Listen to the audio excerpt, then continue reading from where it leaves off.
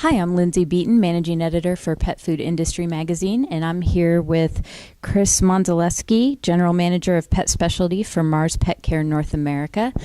He just got done speaking this morning at Petfood Forum 2017, and we're going to do some follow-up with him. So thank you so much for speaking with me right now, Chris. I really appreciate it. My question for you is in two parts. The first question I have is based off your presentation this morning, you talked about consumer wants and how they're driving pet food trends. What do you believe is the number one consumer want driving pet food trends at this time? I think, the way I set up the presentation, the last want that I talked about was true transparency.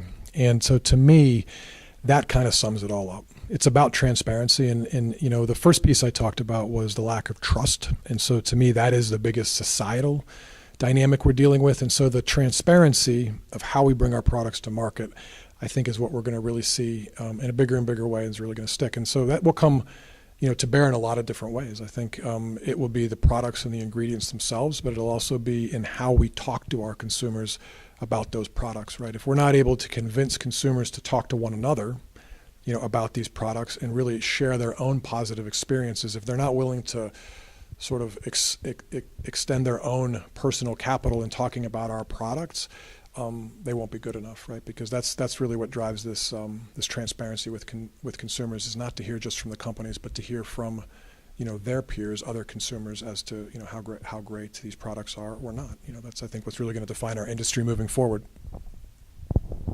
And speaking of moving forward, how do you believe, looking towards the future, the pet food industry is going to need to continue to merge pet nutrition needs and formulation needs with these consumer wants that are clearly driving pet food trends for the foreseeable future?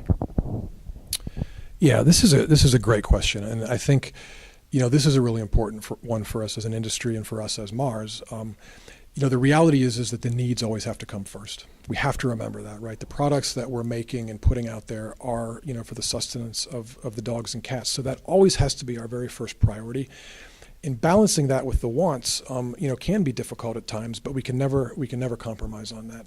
So the trick for us is to find ways to be able to really talk about and market those needs in a bigger way. Some of the examples of this, I think, one of my favorite examples is the ancestral products and ancestral brands that are on the market. We have some at Mars, and there are, under the Wild Frontier and Evo brand names, and there are many others. These products are actually bringing back into vogue, byproducts that go in. And so, byproducts, of course, we know scientifically are in many cases very healthy for the animals. There was a period of time where consumers were really wanting to see nothing but muscle meat, and there still are products available that have nothing but muscle meat in them.